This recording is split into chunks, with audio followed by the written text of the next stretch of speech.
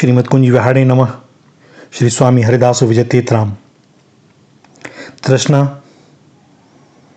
अर्थात इच्छा या वासना, इसे किसी भी शब्द से संबोधित करें, भैया यह बड़ा मीठा और मादक जहर है।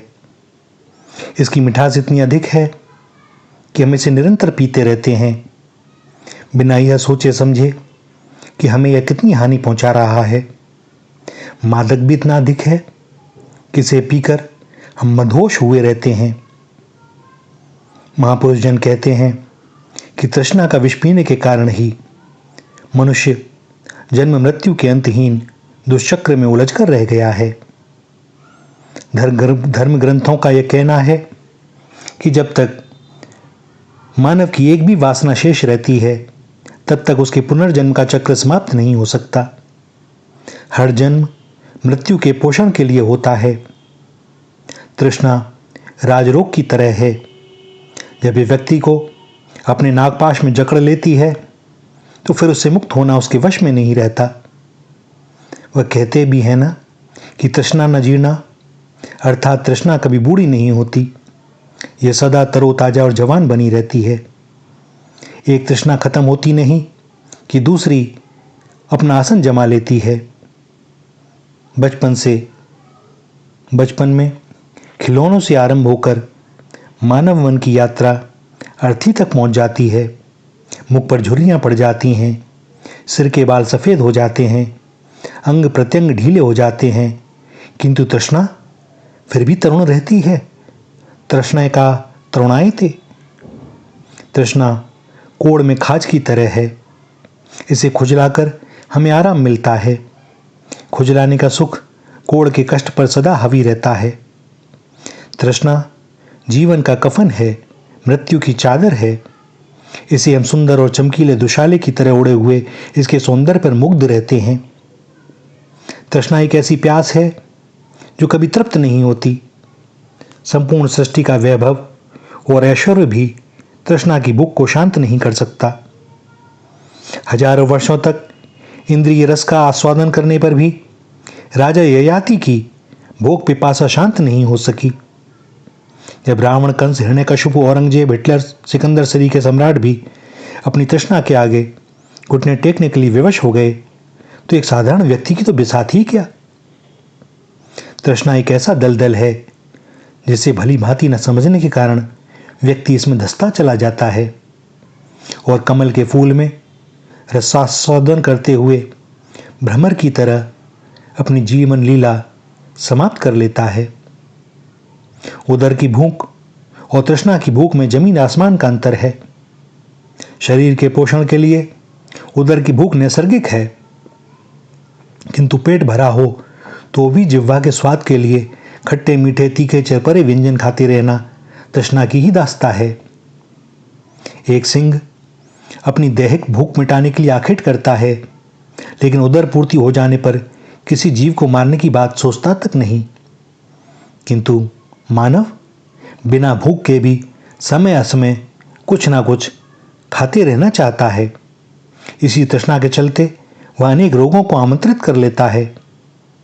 तन की सुरक्षा के लिए वस्त्र धारण करना स्वाभाविक है, किंतु अहम पोषण और सुंदर दिखने की लालसा की पूर्ति के लिए अपने तन को नित्य नए फैशन वाले परिधानों से सजाना तृष्णा के भूत की गुलामी करने के समान ही तो है। तृष्णा एक व्यसन है जिसके कारण दुख, शोक, आशंका, भय, अशांति आदि समस्त विकार जन्म लेते हैं। संत तिरुवल्लुवर का कथन है, तृष्णा कभी तृप्त नहीं होती, किंतु यदि कोई मनुष्य उसे त्याग दे तो वह उसी समय संपूर्णता को प्राप्त कर लेती है। यूनान के महान दार्शनिक सुकरात ने कहा कि हमारी इच्छाएं जितनी कम होंगी, उतना ही देवत्व हमारे भीतर जागृत होगा। स्वामी विवेकानंद जी का कथन था कि इस दुनिया में सबके लिए बहुत कुछ उपलब्ध है, पर लोभी के लिए पूरी दुनिया का साम्राज्य भी नाकाफी है। और भगवान महावीर कहते हैं कि तृष्णा से ही शोक उपजता है, तृष्णा से ही भय का जन्म होता है। यदि आदमी तृष्णा से मुक्त हो जाए तो न शोक रहेगा और न भय। आज इस युग में चारों ओर जो छल कपट, राग द्वेष और भ्रष्टाचार का दावानल धधकता दिखाई देता है, इसका मुख्य कारण हमारी तृष्णा ही तो है। सद्ग्रंथों ने बताया है कि दरिद्र वह है जिसकी तृष्णा विशाल है। को वा दरिद्रो विशाल तृष्णा।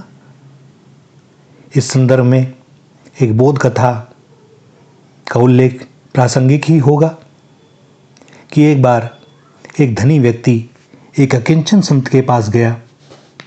उसकी दशा को देखकर धनी व्यक्ति ने नोटों से भरी पोटली संत को समर्पित करते हुए स्वीकार करने का आग्रह किया।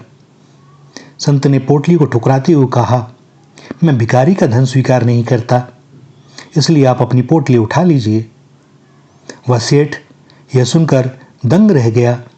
उसने हाथ जोड़कर कहा, महाराज, मैं भिखारी नहीं हूँ, मैं नगर सेठ हूँ और आपकी मदद करना चाहता हूँ। कृपया आप मेरी सेवा को स्वीकार करें। संत ने प्रश्नवाचक दृष्टि से सेठ की ओर देखा और कहा, मुझे एक बात बताओ, क्या तुम्हारे मन में अपने धन को बढ़ाने की इच्छा नहीं होती? क्या तुम अपनी धन संपदा से संतुष्ट हो? सेठ ने हाथ जोड़कर कहा, यह सच है कि मैं दिन रात अपनी संपत्ति को कई गुना बढ़ाने की जुगत में लगा रहता हूँ, फिर भी मैं आपकी सेवा में कुछ देना चाहता हूँ। संत ने कहा, धन के प्रति तुम्हारी आसक्ति ही तुम्हारी भिखारीपन का सबसे बड़ा प्रमाण है। क्योंकि एक भिखारी का धन मुझे सुख नहीं दे सकता, इसलिए मैं इसे स्वीकार भी नहीं कर सकता। ज्ञानियों का कहना है कि जीवन में सुख, शांति और संतोष की प्राप्ति के लिए व्यक्ति को अपनी इच्छाओं का निरोध करना चाहिए। अपने चित्त में समाहित तृष्णा का दमन करने की अपेक्षा इसका शमन करना अधिक श्रेयस्कर है, क्योंकि दमित इच्छा तो कभी कभी भयावह रूप धारण कर लेती है। इच्छा प्रेरित मन एक अबोध बच्चे की तरह होता है, जो पल पल में अपनी रुचि और मनोदशा परिवर्तित करता रहता है। जब बच्चे को अपनी इच्छा का खिलौना मिल जाता है तो दूसरे ही पल वह किसी दूसरे खिलौने की मांग कर देता है। खिलौना न देकर यदि माँ बाप उसे मारना पीटना आरंभ कर दें तो वह हठी हो जाएगा और उनकी बात को अनसुना करने की आदत विकसित कर लेगा।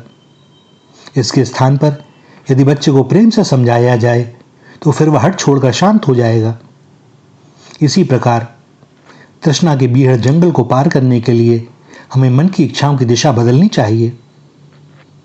महर्षि पतंजलि ने अपने योग दर्शन में इच्छा निरोध को तब कहा है, अर्थात मन को मारना नहीं है, अपितु उसे समझाना है। यम, नियम, आत्मानुशासन और आत्म परिष्कार के द्वारा मन को सुसंस्कारित करने से तृष्णा का अवसान संभव हो जाता है। संत मनीषी कहते हैं कि तृष्णा से विमुक्त होने का सहज और सरल उपाय है भगवत भक्ति के साथ साक्षी भाव का विकास। हम कामना की पूर्ति होने पर आनंद से नृत्य न करें और अपनी इच्छा के पूरी न होने पर उद्विग्न न हो, तड़पे नहीं, उसे प्रतिकूल परिस्थिति न समझें, वरन दृष्टा भाव से देखें। इच्छा का स्वभाव अनित्य है, नित्य नहीं। अतः प्रज्ञा दृष्टि द्वारा इसका अवलोकन करना ही साक्षी भाव से देखना है। यही स्थित प्रज्ञता और अनासक्ति का सहज, सरल और क्रियात्मक अभ्यास है, जिससे इस तृष्णा के दैत्य पर काबू पाया जा सकता है। आध्यात्म का मार्ग संतोष के मार्ग की ओर ले जाता है। इसलिए कृष्ण भक्तों ने सूत्र दिया है, जब नाम जपोगे कृष्णा तो मिटेगी मन की तृष्णा। और संत कबीर भी कहते हैं कि सुख अमीरी में नहीं है, वह तो संतत्व और रामत्व का उत्पाद है। और मस्त होकर कबीर गाने लगते हैं, मन लागो मेरो यार फकीरी में, जो सुख पाऊं राम भजन में, वो सुख नाही अमीरी में। मन लागो मेरो यार फकीरी में। हे स्वामिनी, सब पर ऐसी कृपा करो कि ये दीक्षाएं, वासनाएं जो कभी तृप्त होने वाली नहीं है, हमें इनका स्वभाव समय रहते समझ में आ जाए। हम समझ पावें कि सुख इस संसार में है ही नहीं। अपने कर्तव्य कर्म को पूर्ण करते हुए बस लगे रहें। आपके श्री चरणों की ओर, क्योंकि यही हमारा लक्ष्य है और ये लक्ष्य प्राप्ति सहज भी है और सरल भी। श्री राधा, श्री राधा, श्री राधा।